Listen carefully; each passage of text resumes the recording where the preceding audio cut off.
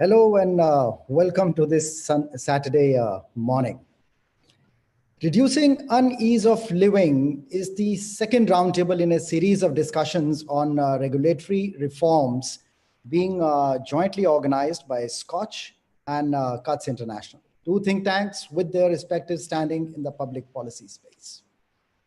We have with us Mr. Samir Kocher from SKOCH Group and Mr. Pradeep Mehta from CUTS International.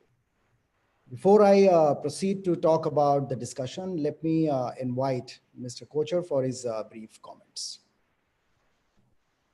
Well, good morning. It's very delightful for me to be participating in this second of the series that we are doing with CUTS.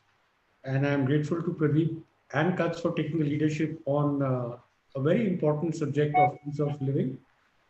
Uh, Before we move on to the proceedings, I would like to flag off three big villains that I think contribute to unease of living vis-a-vis MSMEs specifically. Number one, which is almost always going under the radar, is what I call RWAs, Resident Welfare Associations. This is becoming an increasing nuisance in the post-COVID world, where working from home has become a norm. And since you work from home and your employees work from home, then the local government that you end up dealing with actually is a bunch of goons who structure themselves as a resident welfare association, and then they assume on themselves the authority to tax you. They assume authority to police you. They assume authority to do practically everything. I mean, it's far more draconian government than any other form of government that we have, and it's not even a government. So that's the number one. The second one, which is related to RWAs itself, but contributes greatly to unease of living, is the local governments, the municipal laws, etc., that guide work from home. So if you have to work from home, for example, you have to be a non-nuisance activity. Now, what is non-nuisance activity? If you're a lawyer, you're non-nuisance, but if you're a consultant, you're not. So who defines that? So too much power has been given to local authority to define what is nuisance and what is non-nuisance. Now, practically everybody is working from home, other than the guys who are manufacturing. So in the era of services industry, where services form such a big part of India's GDP, why can't all services not be allowed freely to work from home? That's the second part. The third part is, if you're working from home, then you have legislation like in Gurgaon and in Delhi specifically, and I'm sure it's true for other cities as well. You can use only 25% of your covered area as office. Now tell me, I in the morning work from my bedroom, in the evening I work from my drawing room, sometimes I work in the toilet. So which part of it I designate as office? All of it is office. So, these are, I mean, almost like colonial era legislations. And then the second thing that they say is that you have to have a commercial electric supply and you have to have commercial water supply. What am I manufacturing? I'm using air conditioning, which would be on even if I'm still there, whether I'm working or not working. I'm using my laptop and my mobile phone, which I would still be using whether I was working or not working. So how is it this an infringement on public infrastructure, anything beyond what my human needs are? So that's the second uh, flag that the local and municipal governments has to fall in line. And more than anything else, not that these things are ever implemented, it's the huge amount of rent seeking and unease of living that it creates. You are always trying to hide under the radar. You don't want to put your company's name board outside. You want to stay under the radar. You don't want to hire people. You don't want to invite people. Why is all that there? It's absolutely irrelevant in the digital era and more so in the era of work from home. The third biggest villain, of course, is compliances of the central government, whether every law that is made against the constituency that it seeks to protect, whether it's MSME, whether it's labor, whether it's women, it's taxation, whether it's salary. Now, we've all been looking at salary jobs being lost. Is it not better to have some earning than no earning? In today's era, everyone is working for gig economy. How friendly are our jobs for gig economy? Can my employees not be independent service providers to me? Can they not work on an incentive? Can they not work on a variable? Because I don't think anyone's going to be hiring people for a long while, because you actually have to de-risk your business. So you have to spread it over a larger body.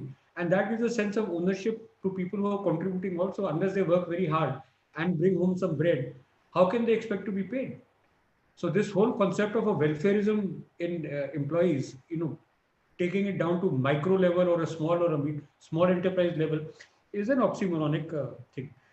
Then there are laws that protect women, that if you're a woman, you have to be escorted home after 8 o'clock. Uh, I'm really missing Reema Nanavati ji was there, because I've had the pleasure of visiting Seva so many times. And, I think two of Seva women can actually protect me in the evening. They're so dynamic and they're so empowered. I don't think they need any male patronage to tell them that, okay, now it's 7 o'clock, so I'll escort you home or I'll send you a driver. So, so what has happened is, ever since this POSH has come and some of the other women related activities have come, bhed bakri ek saman. So whether it's a legislation that's meant for the big MNCs or big Indian corporate houses, or for a micro enterprise of less than a crore or 5 crore, the legislation is the same.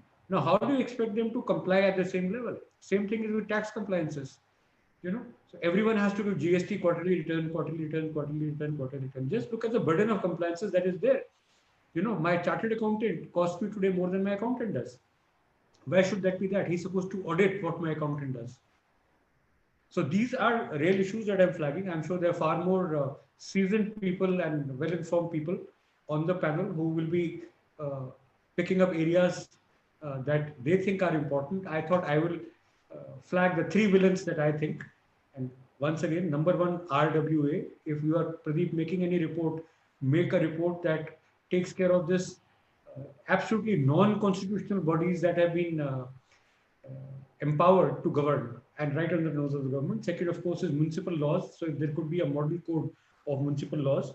And then the burden of compliances. You could look at labor, you could look at women, you could look at taxation, law by law, and see that how these need to be eased out, specifically for MSMEs and smaller businessmen. Over to you, Mushram. So that's adding an absolutely a ground up dimension to our discussion today. So ease of doing business being one. So do really we have the ease of living? So that's precisely something which is what is going to be adding a whole lot to the existing body of knowledge by way of our discussions. In fact, this has been really, to say enhanced in the current scenario of COVID-19, wherein the fear of missing out, and also at the same time, the fear of being under surveillance by way of, these three areas and, three more, which is what we are going to be listing further down, has really added to the anxiety, and, reducing the unease of living has attracted only blurred focus. Not only now, but, regulatory as well, owing to inefficient regulations over a period of time. At the same time, lack of inclusive consultations at all levels of regulatory reforms. And this is something which, unfortunately, we have not been able to correct. Therefore, the question arises that what should be done, what needs to be done? This question we are not asking perhaps for the first time. We are going to be at it once all over again. So interest of workers, MSMEs, consumers, women particularly, require to be taken into account while adopting such reforms. Do we mean to say that, we never had them in our mind when, such reforms or such policies or such discussions been taking place? The answer perhaps is no. But then, why is it that it has only added to the unease of living? So today's discussion examines these areas in an attempt to come up with the possible mechanism and actionable recommendations to reduce unease of living and document these in a report. So we are looking at three areas in addition to what Samir talked about: how to enhance the scope of ease of living from merely ease of doing business. What incentives or disincentives are necessary to institutionalize a structured mechanism to identify, amend, and abolish suboptimal regulations, resulting in unease of living? And three, even more important, how to ensure that neglected groups like MSMEs, particularly in the current circumstances, women, workers, informal enterprises, become pivot of ease of living initiatives. So I would request all the panelists, so kindly, stay focused around these areas. We have 1 hour of discussion so that, we come up with the concrete actionable recommendations. So before I invite our moderator of the discussion, Pradeep, a few announcements. As I already said that you will be muted, and whenever you're invited to speak, kindly so with this, over to you, Pradeep. Are you through? Yes. You always make my job easy, Gulsharan. That's my job. But anyway, don't steal my thunder, as it were. Samir speak about it and you come about it. It's very good. And I would like to thank Samir particularly and SKOCH Foundation for this very interesting partnership that we have. And this is the second of the series, as we discussed earlier. Now, uh, soon after independence, the Indian state vehemently focused towards building its industrial ecosystem and developing human development for its public. The objective for the same was twofold. One was to foster sustainable development across its social, political, and economic institutions, and to realize its constitutional mandate of raising standards of living for all its citizens. This is where I'd like to underline raising standards of living. Now, you can't have good standard of living unless there is an easy way as to how you can do your daily chores or tasks in a manner that is not threatening or is not something that you're running a hurdle race. Actually, most of the time, we as normal citizens, ordinary citizens, we are always running a hurdle race and tripping at times as well. In its modus operandi, the Indian state used to governance structure and regulations put in place by the British Raj. Let's not forget our legacy as such, which is often simultaneously, it also started enacting new rules and regulations to address the needs of its institutions. This is besides the fact that many of the old British time laws still remain on our statute books as a current law, including the Indian Penal Code and so on. Rajan Bhanavat is not able to hear very clearly. Can you check your audio system? No, I am able to hear you, but slightly not very clearly. It's all right. I can hear you. Yeah, I'll have to be slightly more focused. So it's all right, Pradeep. You carry on. I can hear you clearly. Yeah, fine. Anyway, Okay. yeah, not at all. However, the approach was such that the state kept on introducing new regulations without necessarily institutionalizing a mechanism to question the existing regulations or examining their impact, a point made by both Samir and Gulsharan in their opening remarks, whether there was a due process of consultation at all or not. The present condition in India is not different as thousands of suboptimal regulations continue to persist in the governance structure. These regulations are bane to the growth of industrial ecosystem as well as of human capital, India's biggest strength. We are talking about a demographic dividend, so let's keep that in mind. For instance, in India, there are 1,536 acts that create 69,233 compliances and 6,618 filings every year, which has changed 8 times a day during last year, 8 times a day. So 8 into 365, you can imagine the kind of changes that you're doing. This is a prime example of unnecessary red tape and compliance burden which needs to be addressed immediately.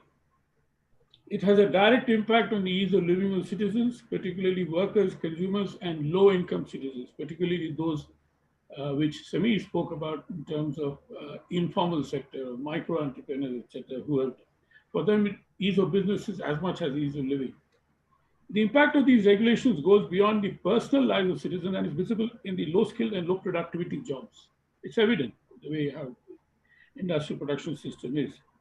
Unfortunately, the government's idea of ease of living has been limited to perception surveys of the quality of life in cities conducted by the Union Ministry of Housing and Urban Affairs and a nationwide survey on the delivery of basic services to assess households deprived of flagship schemes done by the Ministry of Rural Development. These things Rajan Bhanavat would be able to speak about. There are few recent examples of state action which count as a step towards ensuring ease of living, but are rare in occurrence and need to be scaled up. For instance, e-portals for service delivery. Common eligibility tests introduced recently to save huge time and cost for millions of youth job seekers. Similarly, amendment in the Essential Commodities Act ensure that our farmers can sell their produce anywhere in the country and derive a better income. There are many other good things which have happened in the past. Let us not ignore them. Getting a passport has become much more easier than it was in the past, for those of you. Or getting a ration card. Today, ration cards now also have portability, for example. So let us not decry the good things which have happened, but to use the same examples as possible inspirations for further reforms. So we raised the issue of RWAs. I don't know whether there is any law or not, but quite often let us look at it this way, that it is the people of a particular colony who decide to do something, then there is a kind of a democracy about it. Except it could be, it could be sort of mobocracy. Quite often it is a mobocracy. It is pertinent to note that the methodology for equating ease of business with ease of living is being questioned. And as I said, there's very little commonality between both, except for the fact is that when you're talking about a micro entrepreneur, then ease of doing business is certainly ease of living as far as he is concerned or she is concerned. We also found it more of a top-down, tick-the-box approach without much feedback from the relevant stakeholders, particularly small and micro entrepreneurs, workers, and low-income citizens. Due to the impact of the COVID-19 pandemic, there is likelihood of a K-shaped recovery, which will further widen the wealth gap between the rich and the poor.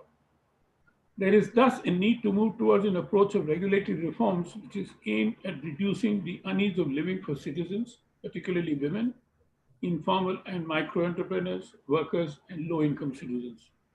We require a separate focus because of the fact is that what we are going to see now in future is a K-shaped recovery. The rich will get richer and the poor will become poorer. Now, all this can happen only by making citizen well-being as paramount and applying a three-step test for explaining the legality, necessity, and proportionality to filter out suboptimal regulations. Cuts International has recently issued an appeal to the Prime Minister and Chief Minister of all the states of India on these lines. The appeal has been drafted by a small group of experts. One of them, Arun Mehra, is also here with us in this in the audience. And it was endorsed by 50 public interventions, which include Samir Kocher and Arun Mehra. This webinar is the second in the series of the campaign. With these brief remarks, let me invite the panelists for the day. Given that we have 35 to 40 minutes for the discussion and another 8 to 10 minutes for the Q&A session, I would request the panelists to limit their thoughts for 7 to 8 minutes each. I would also request the participants to write their questions to us directly through the chat box, and we will take them up during the conversation. Let me start with Anil Bhardwaj. Anil, you have long been working on the issues concerning MSMEs, particularly issues related to the regulatory environment. Both of us also have been serving on a better regulatory environmental group of the Department of Industries Policy and Promotion called BRAG, an unusual acronym, but having said that, it has not reached anywhere at all.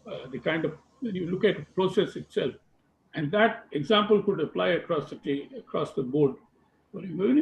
So where do we see what are the kind of challenges for MSMEs other than financial challenges, which is not the part of this topic, not a topic of this event. I mean, it's an extremely critical issue. Having said that, and how workers, consumers, and low-income citizens can be benefited through regulatory reforms aimed at weeding out structural challenges of MSMEs. And as I said, if you could also, abstract the impact on micro entrepreneurs, that would be very helpful.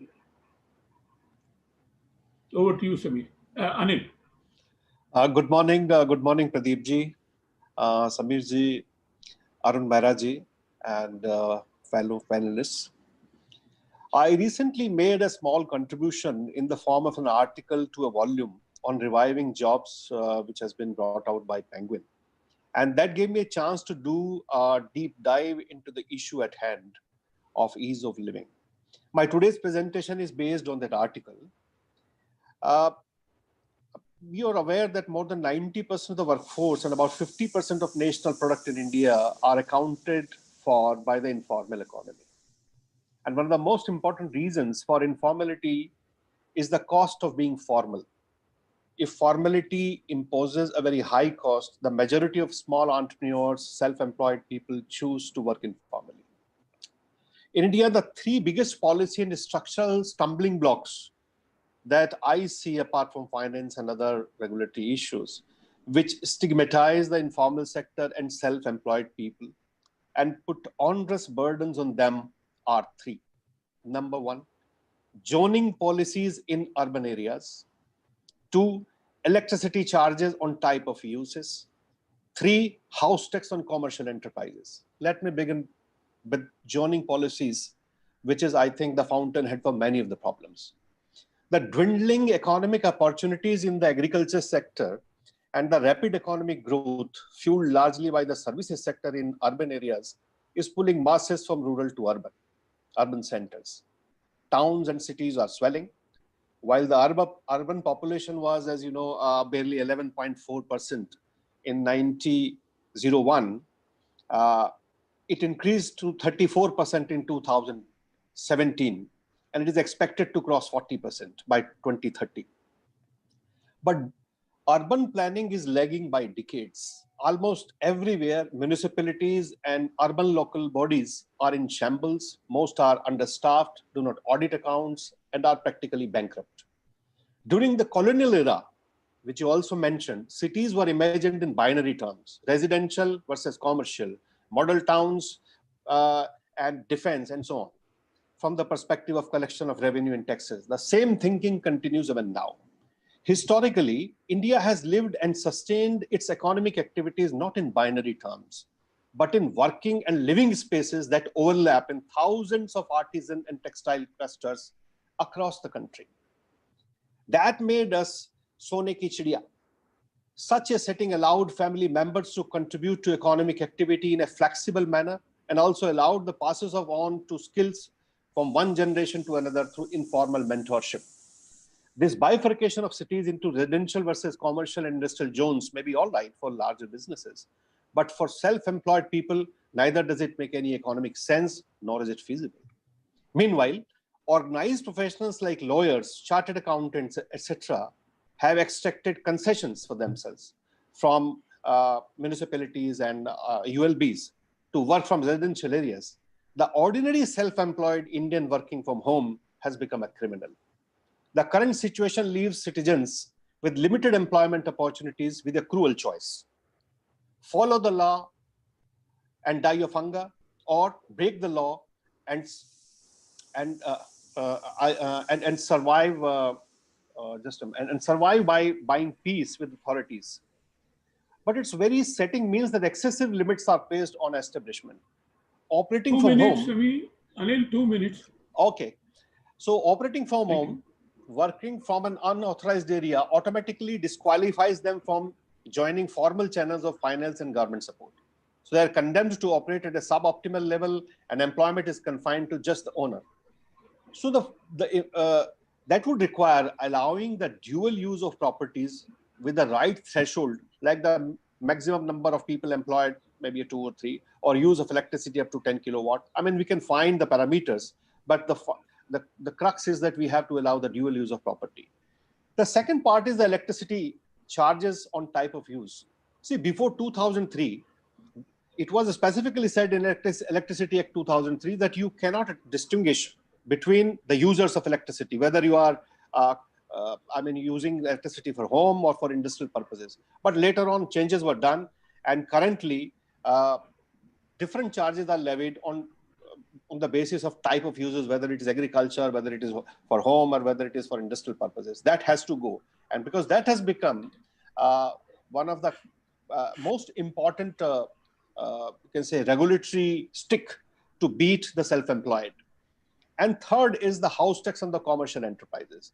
The moment somebody is seen that, you are working from home, doing commercial activity, the charges of house tax increases tremendously. It ranges from anywhere between 2 to 3 times. So people try to hide their economic activities and work at suboptimal level. So to conclude, what I say that, if we apply the 20-80 rule, that which are the 20% problems that account for 80% of the burden, it is these three: zoning policies in urban areas, electricity charges and the type of uses, and house tax on commercial enterprises. If we address these three things, which are doable, simple, I think we would be saving our self-employed people from a lot of hardship. Thank you. Excellent, excellent, Anil. And I'm sure these issues have been raised by Samir as well. The distinction with the electricity companies are doing, instead of calling it commercial, they call it domestic and non-domestic. So our own office is suffering from that discussion. But anyway, may I now invite Rajan Bhanamat, former IAS and Chairman of the Society for Study of Education and Development, Sandhan. Rajan, your tenure in government, especially in working with departments focused on rural development, animal husbandry, RICO, and NREGA, has exposed you to the intersection of regulations and ease of living. And I know you're very pro-citizen attitude in your governance as well, even in your administrative career. Can you elaborate on the pros and cons of the state's approach towards regulatory reforms, and also throw some light on the existing state capacity? That is a very crucial issue, which we have not discussed. Often the capacity of the state is very poor. And what are the challenges for reducing the unease of living of citizens? Over to you. Now, I just wanted to tell the panelists that we have substantial time, except the fact is that the sharper we would like a greater interaction. So all of you will be coming in again and again. Over to you. Thank you. Rajan. Thank you. So I'll try to stick to the time allotted to me. And what the topic is that how do we reduce the unease of living? So we have taken it for granted that in our country, ease of living is not going to be there. It is only the unease of living which can be reduced to a certain extent. So there is a connotation with that. But having said that, let me mention this thing that I have an occasion to work with different sets of ministers, different sets of bureaucrats, seniors, and at the ground level also. The one thing which I have noticed is that the people in the government, whether they are politicians or the bureaucrats, their rich prevails till such time there is unease of living. If there is ease of living and everything gets done for the citizens automatically, I think there is a tendency to feel that yes, their importance will come down. If a person's work is done without approaching a bureaucrat or a clerk or a politician automatically in a given time, then the people sitting on the other side of the table, they think that who will come to us? Why should people ask us? And therefore, the false notion of gaining importance, I think, is the main reason behind all these types of things that we see. Second thing I realize is that the government system is so based on distrust, whether the Britishers have left long ago, but even today you see each and any type of application that you have to fill in, any type of form that you have to fill in. So there is a tendency to make sure that it is so mysterious. Even the people working in the government sometimes do not know how the work gets done. And therefore, whenever there is a mystery, there is a demystification is the key word. I think if we were to make the life of a citizen easy in the present time, demystifying everything, how the government functions, how the work will be done. If you have a checklist of 10 points, say, if anybody is applying for anything, if they have done 1, 2, 3, 4, take 4 columns, and then if the columns are not filled properly, if the information is not properly there, then I think it should not be done, irrespective of the fact whether any minister telephones or a bureaucrat telephones. And if it is done, then it should be done in time-bound fashion. Why it cannot be done? So the accountability part, I think, is somewhere missing. Accountability is missing because if they are accountable, then I think the system would probably take care of. So third thing I want to mention here is we should make simple laws in simple words in short sentences. If you read any law today, Pradeep ji and other fellow friends, that each sentence runs into 5 or 7 lines. So by the time you end up the reading the sentence, the first line would mean different thing, the second line would be different thing, and provided this and whatsoever and however and notwithstanding, all these types of jargons that we use makes the life extremely difficult for a common man to get into the system. Therefore, when the systems are mysterious and the language is too legalistic, and the simplicity is the casualty, simplification is the casualty, then you take it from me, the culture of middlemen or the touts is going to flourish. And therefore, if the touts and the middlemen are going to flourish, the people who have the money or who have the power of any type, they will be able to get through with everything. So life is, when we talk of ease of living in our country, I think we have to see it from whose point of view are we talking. If we are going to talk about the ease of living for people who have enough clout of different types, there is absolutely, if you ask a minister whether they is easy, he say everything is easy. We have done so many things for the people. You can go to anywhere and get the thing done in no time.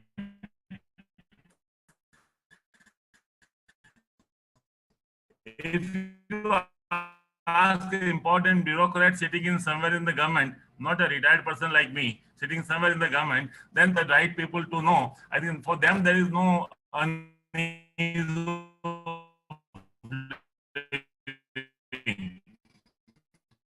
unease of living is there only for the common citizen. Therefore, I presume that today we are talking about the unease of living. 5, 7, 10% of the people who in any culture which prevents, it comes in the way of the one thing which, again, let me also mention, the time is very short, so I'll just make myself brief.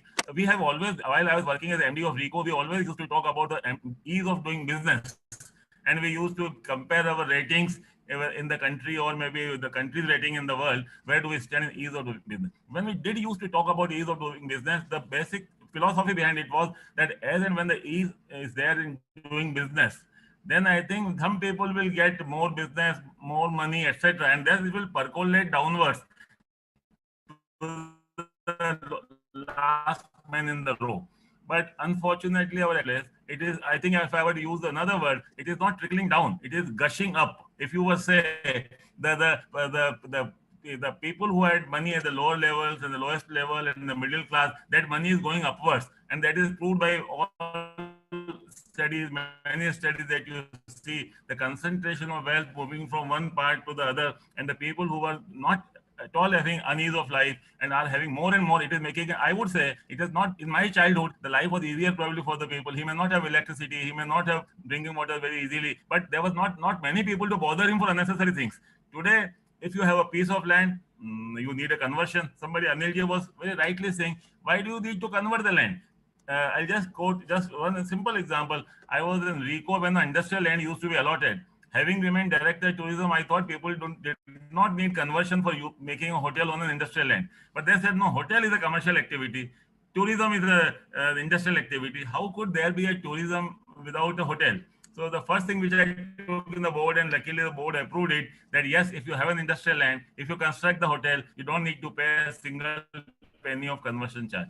So this is, the land is the land. If you take the land from the farmer, it is agricultural land. Okay, I'll just wind up. So what I'm saying is the one basic thing, if one wants to put up a shop or do a business, do anything, one thing government needs to do, according to me, is that the government should get out of the way of the person who wants to progress. If the government comes in the way, in the name of helping the person to progress, it is putting obstacles in the path of the person. So getting away from the people, and you have the broad parameters.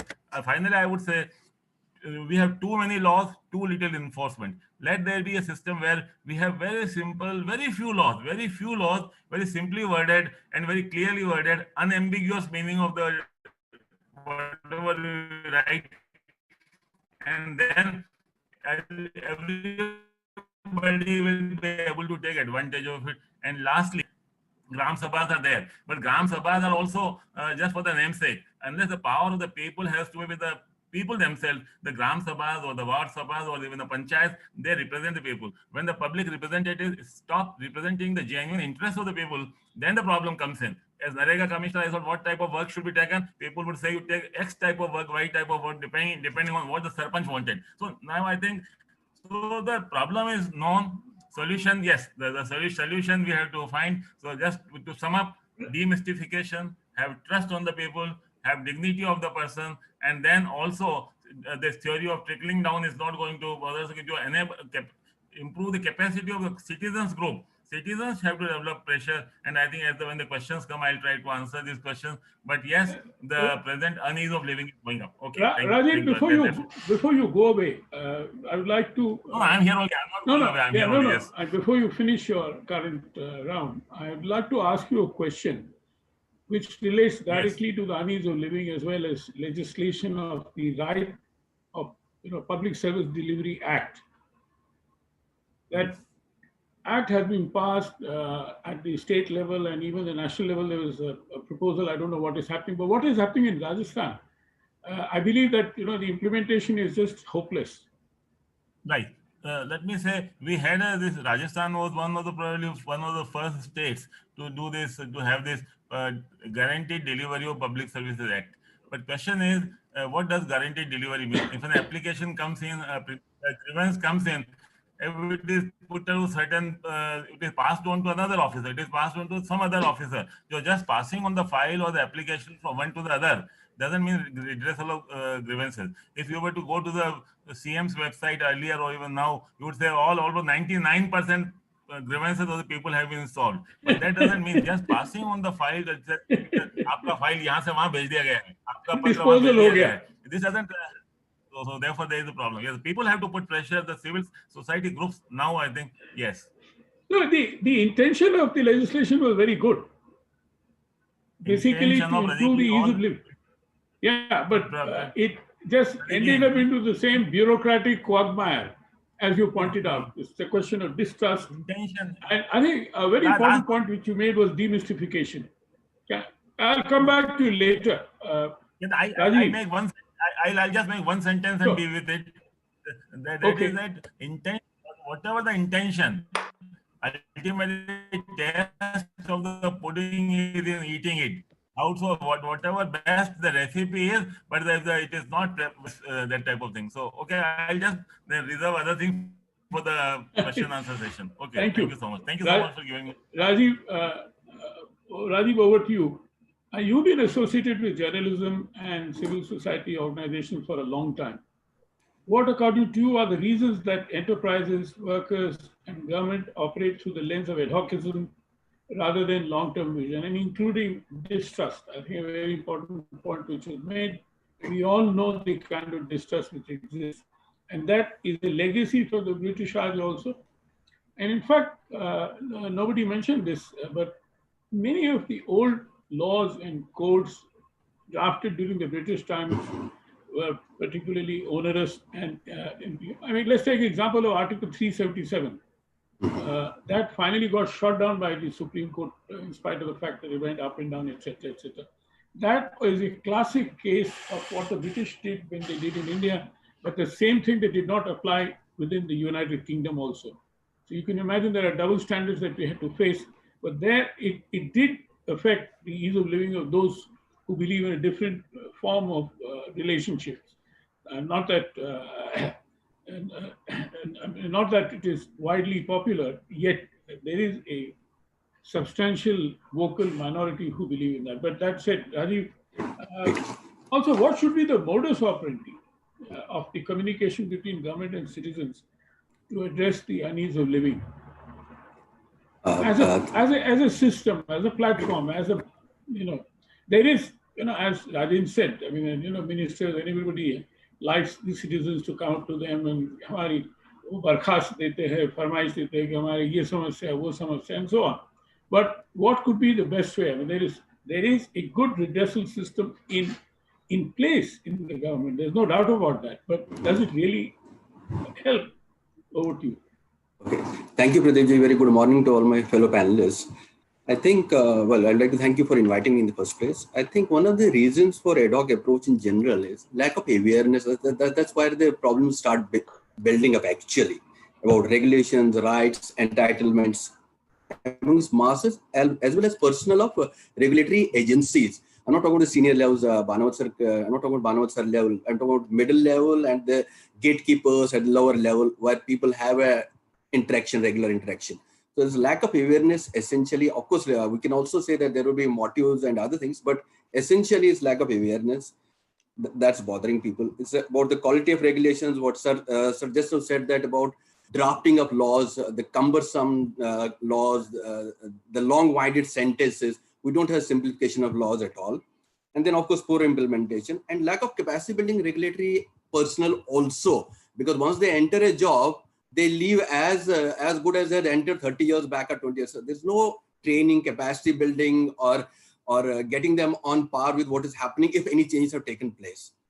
Then, of course, difficulties faced by citizens in excessive or even beating out. Right. And difficulties faced by citizens in excessive redressal.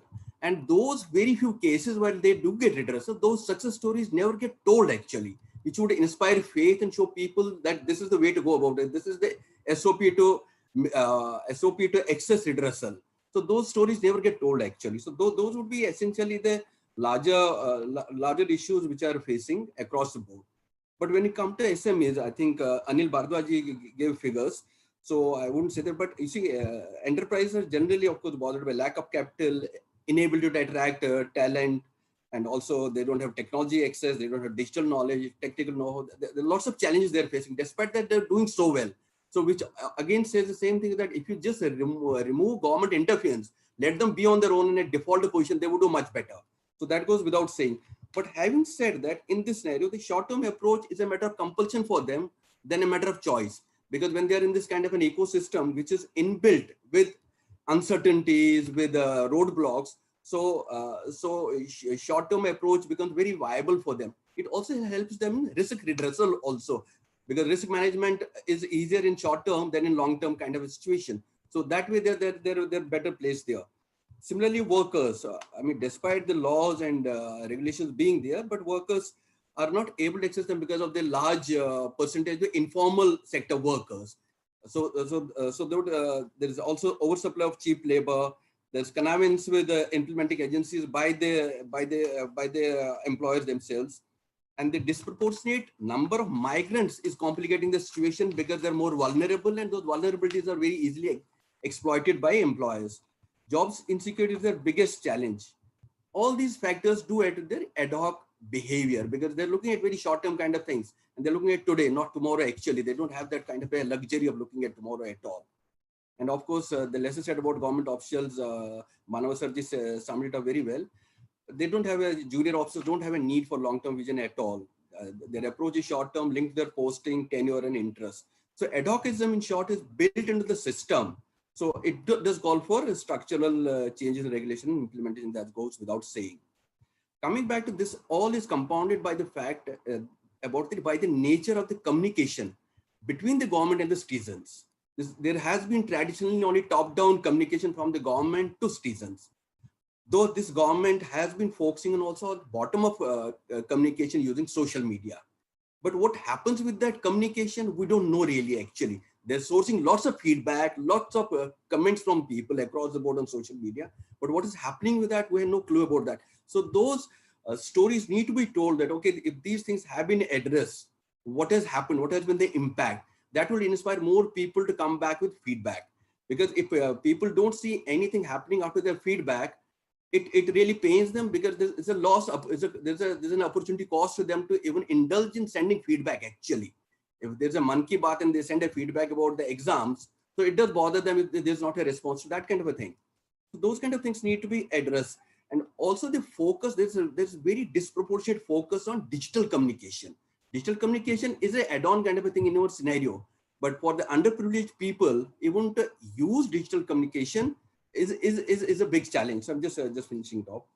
So, and the bigger problem here arises that we don't have a media and communication policy. We need a national media and communication policy, which sets up SOPs, which sets up processes at the central level, at state level, and district level. I mean, when we have around more than 700 districts, 28 states, 8 union territories, 20,000 languages and dialects in the country, we just need some bit of SOPs, a policy which is uniform, that helps government to respond quickly. So that's a need of the day. And with the fake news playing the role it's playing today, the policy is critically going to be an enabling environment. So I'll just close it because I'm simply running time, out of time. The media policy may not solve our problem, but to help us in streamlining the feedback mechanism with citizens and also getting back to them with an improved kind of policy framework. Thank you very much. Thank you very much, Rajiv, for some excellent suggestions as well. Now the floor was requested to key in their questions on the chat box. Gulshan, can you check the chat box for questions?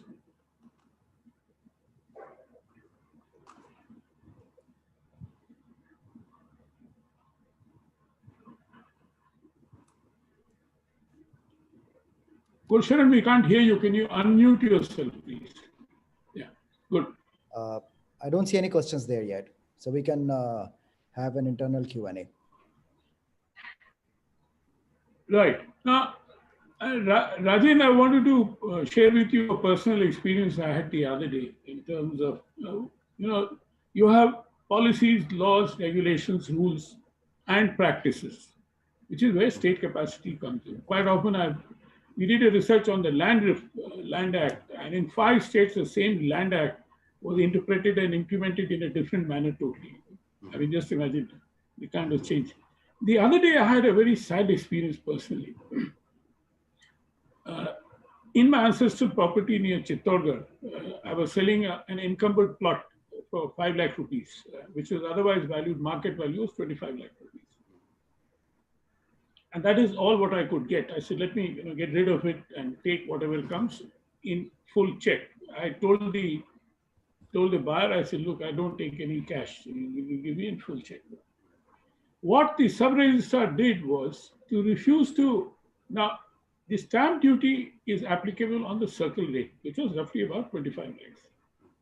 So the buyer purchased that stamp document, which was required. But the Tehsildar or the sub-registrar, in his own wisdom, in his own stupid wisdom, said that unless the deal is of 25 lakhs, I'm not going to allow this registry. He was only concerned with the stamp duty and not the value of the deal. I may have sold it for zero value, or 1 rupee. How the hell does it matter to this? The state is concerned with the stamp duty. Can you answer this question? No, I mean, you've come across, I'm sure you've come across many such. Stamp duty. No. I'm giving an example of practice. No. Pradeepji, the malpractice, I would use the word. Let me add the icing on the cake. I say, who do we complain to about this fellow? So is it the ADM? No, Rajan, let me tell you about the icing on the cake, which is where public gets scared. So I asked the buyers, there were 3 of them. I said, can we complain against this fellow? He said, no, we should not complain, because if we complain, we'll get bad name in the whole system. So when we go back again to the same system, oh, these are the fellows who keep on complaining. Inka kaam nahi karna aaram se.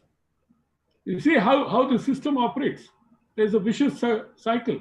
That bloody idiot is doing something which is totally wrong. And if we complain against it, we ourselves are going to put an axe on our feet. No. Sure. Please. Okay. Rajan, please go on. Carry on. Okay, there are 2 parts of what you have said. One is that what should be the stamp. If I have sold a property of 10 lakhs in 1 lakh, say, then the stamp duty should be charged on only 1 lakh. That doesn't work that way. The problem is that I can say with whatever little experience I have is that the market value, the value at which the properties are transacted, on which the stamp duty is paid, is generally 30 to 40% of the market value. It is a well-known fact. And so wherever, therefore, what the government had decided is that they have fixed certain notional value of each areas of the land depending on the valuation. Because stamp duty is not payable on the amount transacted between the 2 persons, because that could be even 10% of the total value. So therefore, no, I've said that. Rajan, I've said that we paid the stamp duty on the market value, on the circle rate, the rate decided by the government. So there's no point giving us a lecture on what the stamp duty provisions are. We all know that. I mean, at least most of us do. So therefore, but I think this is again I have noticed it and observed it that there is a cash element involved in many transactions. It might not have been in your case, but there is a cash element involved in many transactions, and therefore, whenever you buy or sell a property, the broker would advise you to value it as per the circle rate prevalent there, and whereas the actual market value may be much higher. So therefore, there is a possibility of not paying proper stamp duty. But yes, if you are paying as more than the circle rate or more than the DLC rate, then the tehsildar had no business to say that okay, you cannot do it at this level. Now you said who should we be complaining to? The complaint can be only to the higher officer, unless if everybody is a part of the nexus, then again there is a problem. So, but there are always hierarchies. Every officer one above the other. But yes, this has been, there's one improvement, I think, just for your information for the others also, that now the property can be registered at any place. It is not necessarily to be registered at the place which the property belongs. I beg your pardon, Rajendra, I have to interrupt. I'm talking about a malpractice. I'm not talking about the system the way it should operate. I agree with that. That I'll pay the stamp duty as the government decides. But why should I sell the land as the government wants us to, on the basis of the market value, which I cannot sell in any case? I'm talking about what happens in the case of a malpractice and that you can't report it, because then you will get maligned in the system, and any other thing that you want to get done will not be done. These guys are cantankerous. They are troublemakers.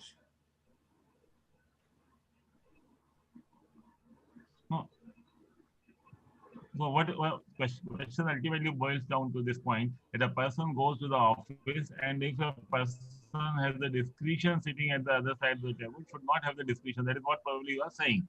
The discretionary element left to the people at the lower level should be done away with. There should be no discretion that this is what it is and one has to do it. If the papers are complete, if the rate is as per the prescribed rate, then he should have nothing to do with this. And if he does say so, then he should be taken to task by his senior officer. But if he also becomes a party to the entire process, then I think it is an assumption, Pradeep. It is an assumption, and other fellow panelists would agree with me. Assumption is that the senior the person, the more is the level of the discretion is to be used in a proper, more I would say, very in genuine. Right. Let me turn to the audience. Rajan, thank you very much. Yes, I think there is a question waiting there. There is one question. Is from one Mr. R.R. Mehta. Is the fundamental problem due to the governance accountability being used, quote unquote, to power vested due positions rather than for, quote unquote, power vested for public good? Let me start with Anil. Anil, are you there? Did you hear the question? Hello? Hello? Hello? He's having some connectivity issue. Yeah. Okay, then can I move on to Rajiv? Rajiv, did you hear the question or should I repeat it? No, I can see the question. Thanks. I can read it. Yeah. Yeah, please go ahead. Yeah, I think essentially the intent must have been good, I would presume. I'm not working in government, but I guess essentially the intent would have been good to use it for public good. But since the powers they themselves appropriate things to themselves, so they have used it in practice. It's again an issue of practice now here. They're just using it mostly for their own vested interests. I think that's what's happening here. Okay. Before I turn to Anil, seems to be. Can you hear me now? Yeah, please. Please go ahead, Anil. Yes, please. Can you simplify the question for me? No, see the point, which is it's a little philosophical, conceptual question. The fundamental problem is due to the governance accountability being used to power vested due positions rather than for power vested for public good.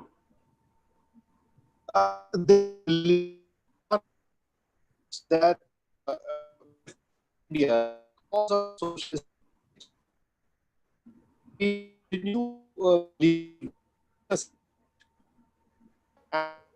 We can't hear you, Anil. I don't know if anybody can hear him.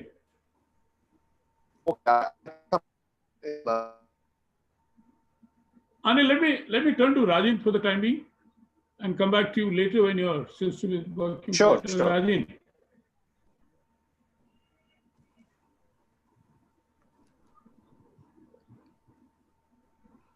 Rajin Bhanava, please. Yeah. Just wait. Hello. Okay. Yeah. I wanted to say one thing. Yeah, you're on. Yeah. I think it's. Are you able to hear me? Yes, please go ahead. I hope you are Yes. able to hear me. Okay. So when Rajiv Tikkuji was saying, he mentioned two things. Government presumes that digitization is a solution for everything. I agree with him. Digitization is not the solution. It is the person behind the digitization who is the solution to the problem. It is not the digitization per se. Many times, like if somebody were to receive money and he would put his signature, then it could still be tallied. But now you have the passwords and the digitization, the person in the village doesn't know what is the meaning of the password. It is just somebody would take away and then take away the entire money out of his account. He would not even know. So I think the digitization is further going to divide the society into two parts. Unless the capacity of the last person or maybe the lowest level, unless that gets improved or capacitated by, he can take the best that is due to him. The digitization per se does not help. One more thing I would just for the panel and other attendees to address is, we have in the system of targeted benefits. Targeted benefits have meaning only when you know who the target is. In 73 years, we do not know in our country who the poor is. Unless we can define poor very clearly, many commissions, many committees, many laws, many parameters have been applied. And if the time permits, I can tell you a number of things, how the being poor and being BPL are not synonymous. Being BPL is one thing, being poor is something else. So if you become poor on papers, you get away all the advantages, and the persons about whom we are talking, the last 10, 20%, 30% people, they remain devoid of, deprived of all the benefits which come in the name is his name. So therefore, we have been very vague in defining poverty. We do not know who the poor is. When the digital system comes in again, we presume, we sitting in, maybe some of you are sitting in Thank Delhi. you very much. In Delhi, we presume that. Thank you, Rajin. Thank you. These are 2 points. I think I would endorse. Now yes, that's true. Right. There is a point made by somebody in the audience, Ujjwal Kumar, that India has slipped 26 places in the Economic Freedom Index, which impacts every citizen in a way. Do you have any views on that, Rajiv? Rajiv Tikku. Yeah, I'm just hearing this. I think, well, it's a sad news, but unfortunately, we have been slipping on quite a few things of late, whether it's freedom of media or other areas. It's just in keeping with, unfortunately, those indicators. And this is also in keeping with what we're not been doing. We're not been making much progress on HDI either. So unfortunately, I guess we just seem to be not picking up on things. And in certain cases, we're falling back, unfortunately.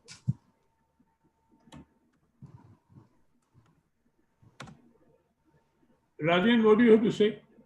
Yeah, if economic freedom means, if I take the question, I don't know what the questioner has in mind, but if the question is, let me repeat to you. India slipped down from 66 spots to 105th position, is it? 105 to, some 107. The freedom 41. of, I understand. So the freedom to economic carry on, freedom. I understand. Economic freedom would mean that if you want to start some enterprise, if you want to go into a vocation, if you want to do something of your own, is there a freedom to do this? There is absolutely, when you want to start something, It is not possible to do it. Even if you want to put up a shop, as you said, somebody said, if you have a house and you want to have a small place there to do something for your own self, you can't do it. So therefore, the economic freedom is not there. It is required, and therefore we have slipped down, because you need too many permissions to start something. And for a person, as most of a lot of economies in the informal sector, in the small, medium, and micro sector, for that to be able to get to do all this, even the GST, simple thing like GST. If a small businessman were to stay in the GST regime, then he has to hire a chartered accountant or a tax consultant to be able to file the returns every time. Earlier, he was able to do this. So with GST, again, it's a simple thing. GST came to simplify, but instead of simplifying, it has put an additional burden on particularly the smaller businessmen, smaller traders, smaller shopkeepers, the type of returns you have to file, online submissions that you have to make, power coming, power not coming, sometimes internet working, sometimes internet not working. Very good point, Rajan. We have to conclude now. In the name of simplification, we are complicating the life of the person. That is what I'm saying. So Pradeep ji, in the name of simplification, let us not complicate the thing. That's what I think. Yes. No, the point which you made about demystification is something which we've been arguing for a long time. And I take that point as a part of our proceedings. Anil, can you speak? Anil? Can you hear me Anil now? Bhardwaj. Can you hear me now? Yeah, sure. Yeah, okay. Yeah. Okay. Quickly, you're the last speaker. Okay. Now, let me comment on the ease of doing business, especially I think the index that you had just mentioned about Freedom Index. Economic freedom. Economic freedom index. See, I mean, we need to take them with a pinch of salt. We jumped several scores points in ease of doing business. But let me also share that Russia did even better than us. And once Putin decided, I think in 2014, that we need to come within first 50, and somehow they created a system that they come within under 50. So I think the game could be the system could be gamed. That's the point, in the index system. That's not very important. What is important is that what people are saying on the ground. Is it easy to start business? Is it easy to run business? Is it easy to close business? And that ultimately comes up when there are more births than deaths of the businesses. And that is not happening in countries like India, where it continues to be difficult to start a business, more difficult to run a business, and extremely difficult to close the business. That remains true. Thank you very much. Thank you very much. In fact, the latest EODB rankings of the World Bank have been held back because of the fact is that there have been a lot of problems with that. With that, when we now conclude and thank each and every panelist, and particularly Rima Nanavati in her absence, and hope she gets well soon. And I would like to hand over the proceedings to Amol Kulkarni to propose a formal vote of thanks, and Rohan Kocher. Amol.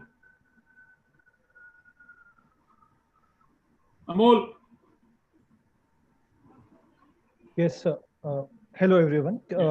Am I audible? Yes, please go ahead. Yes. Thank you very much. Thank you, Mr. Mehta and Dr. Dhanjal. On behalf of CUTS, please allow me to thank SKOCH Group, particularly Mr. Samir Kocher, for partnering with us for this webinar series on regulatory reforms.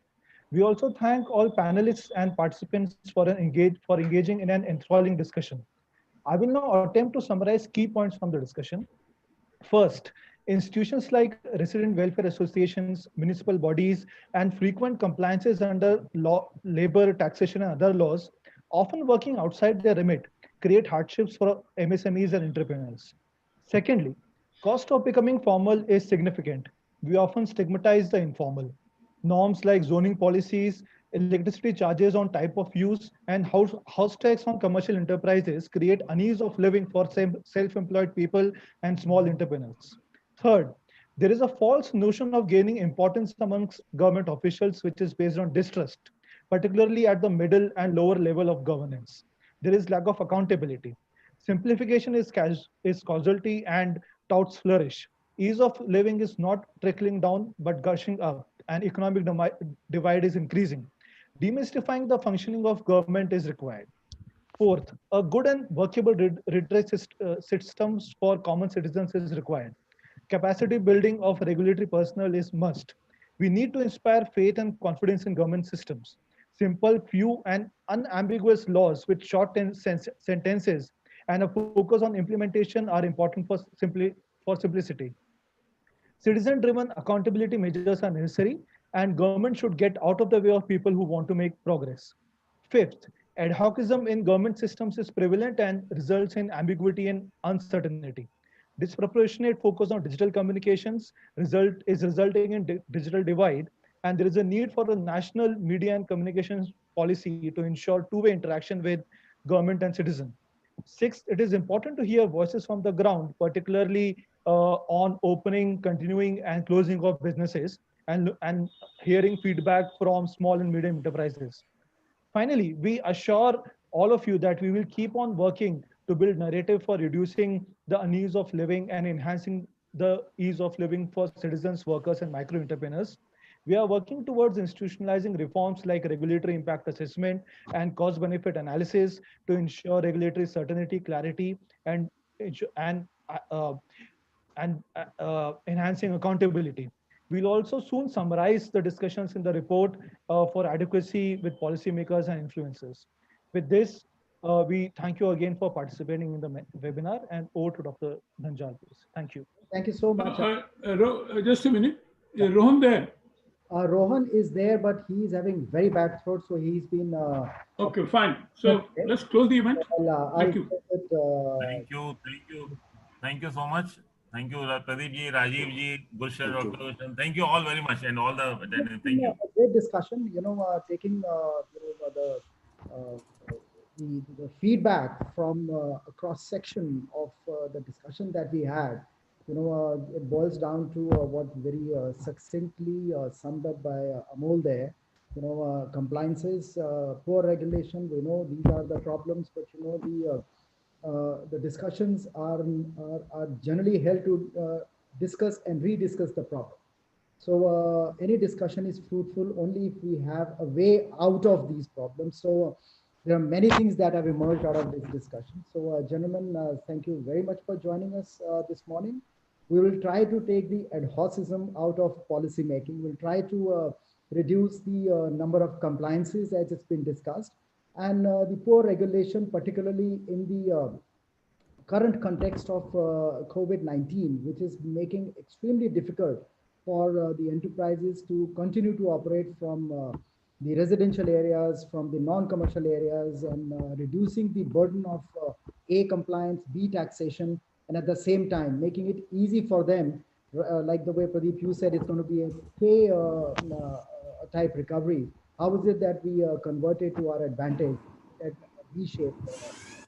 So with this, my heartfelt thanks to everyone, and look forward to seeing you once all over again, and have a great day. Bye-bye. Thank you. Thank you, everyone.